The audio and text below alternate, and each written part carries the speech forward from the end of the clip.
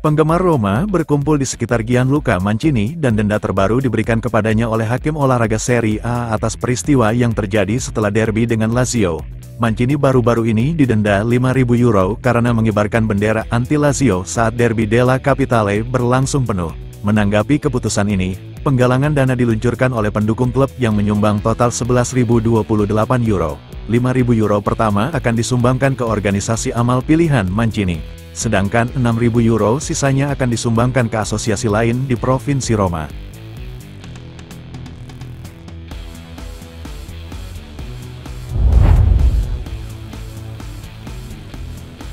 Mantan manajer Roma Jose Mourinho adalah salah satu dari banyak orang yang bereaksi terhadap kekhawatiran kesehatan Evan Ndika pada Minggu sore. Teknisi asal Portugal itu bahkan disebut-sebut sebagai salah satu orang pertama yang menghubungi Ndika menyusul sang pemain yang tiba-tiba pingsan di Dacia Arena saat Roma bertarung melawan Udinese.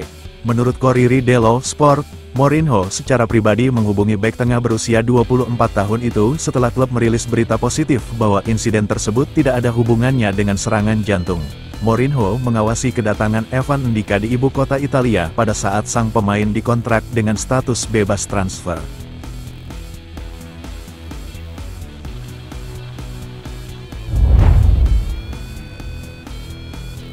Mantan gelandang Barcelona dan Sevilla Ivan Rakitic mengenang kembali malam terkenal di Stadio Olimpico ketika Barca membiarkan Roma bangkit dari ketertinggalan 4-1. Dalam wawancara baru-baru ini dengan Juventus FC, Rakitic menyebutnya sebagai pertandingan terburuk dalam kariernya. Pertandingan melawan Roma adalah yang terburuk dalam karir saya. Kami memberikannya. Itu semua salah kami, kata gelandang Kroasia itu. Kami telah melakukan banyak hal hebat, namun disinilah saya sedih. Kami adalah salah satu tim sepak bola terbaik yang pernah ada. Tapi kami bisa berbuat lebih banyak lagi, tambahnya.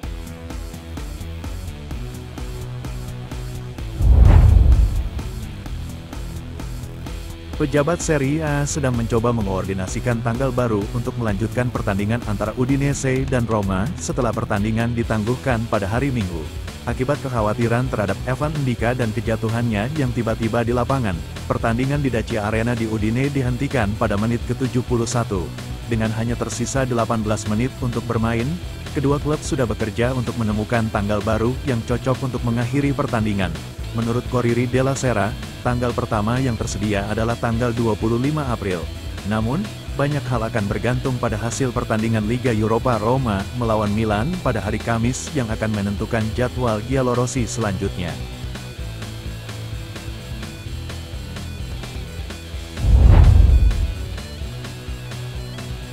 Roma bisa bernapas lega setelah Evan Ndika keluar dari rumah sakit pada Senin sore.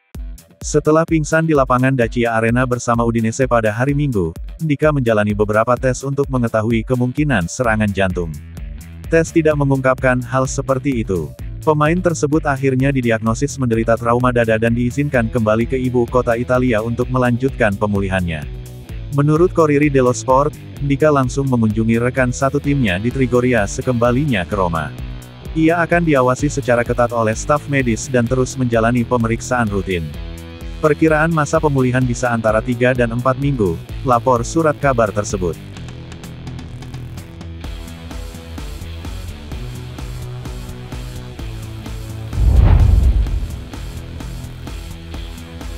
Surat protes atas kepemimpinan wasit Nasrullah Kabirov resmi dikirim PSSI. Sebelumnya, wasit asal Tajikistan tersebut mendapatkan sorotan pasca memimpin laga timnas U23 Indonesia melawan Qatar. Salah satu hal yang jadi sorotan adalah kartu kuning kedua bagi Ivar Jenner yang merubah arah pertandingan. Selain itu, ada keputusan-keputusan dari Nasrullah yang meringankan bagi Qatar meski tim tuan rumah melakukan pelanggaran keras. Ketua Umum PSSI, Erick Thohir memastikan langkah protes sudah mereka ambil. PSSI sudah bersurat dengan Konfederasi Sepak Bola Asia (AFC) atas masalah ini. Memo protes tersebut dikirim tepat setelah pertandingan antara skuad Garuda Muda melawan Qatar. Resmi sudah kami masukkan. Setelah pertandingan, surat protes dikirim PSSI, kata Erick Thohir dilansir bolasport.com.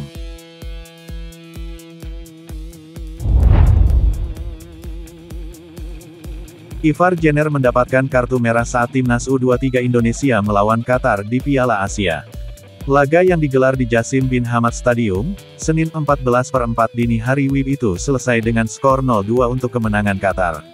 Namun, kontroversi terjadi di laga tersebut. Salah satu kontroversi terbesar saat Jenner mendapatkan kartu merah di menit ke-46. Ivar Jenner dianggap melakukan pelanggaran kepada Saif Eldin Hassan. Wasit lalu memberikan kartu kuning yang merupakan kartu kuning kedua untuk Jenner. Padahal, dalam tayangan ulang kontak Jenner dengan Hassan sangatlah minim. Lalu, mengapa wasit tak mengecek VAR atas pelanggaran tersebut?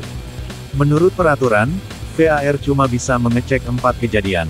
Keempat kejadian itu adalah gol atau tidak gol, kartu merah atau tidak kartu merah, penalti atau tidak penalti, dan kesalahan pengambilan keputusan. Nah, di momen ini wasit memberikan kartu kuning kedua kepada Jenner.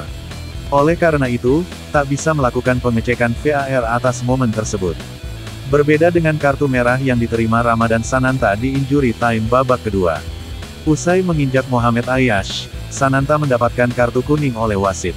Namun, momen ini dicek VAR karena ada potensi kartu merah untuk Sananta.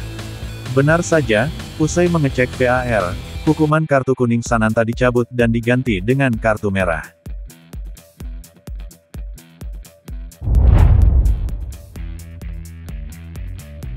Pelatih Timnas U23, Shin Tae-yong, kecewa dengan keputusan wasit, Nasrullah Kabirov, sepanjang pertandingan.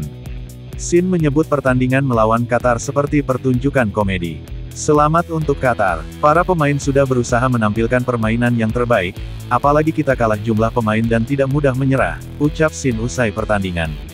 Tetapi banyak keputusan wasit yang keliru di sepanjang pertandingan. Kalau kalian melihatnya, itu bukan pertandingan sepak bola, ini sebuah pertunjukan komedi dan sangat berlebihan, tambahnya. Wasit memang membuat beberapa keputusan yang merugikan Timnas U23. Salah satunya adalah memberikan kartu kuning kedua kepada Ivar Jenner di menit ke-46. Padahal, dalam tayangan ulang tak ada kontak yang keras dari Jenner ke pemain Qatar. Pada laga ini, Qatar membuat gol melalui Khaled Ali di menit ke-45+1. Gol kedua Qatar tercipta di babak kedua via Ahmed Al-Rawi melalui tendangan bebas di menit ke-54. Indonesia harus menyudahi laga dengan 9 pemain. Sebab, Ivar Jenner dan Ramadan Sananta harus mendapatkan kartu merah.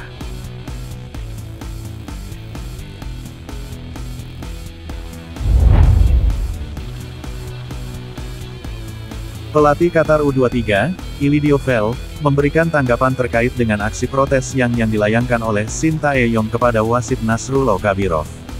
Ilidio Fel tak ambil pusing soal protes keras yang dilakukan oleh Shin Tae-yong kepada pengadil lapangan tersebut.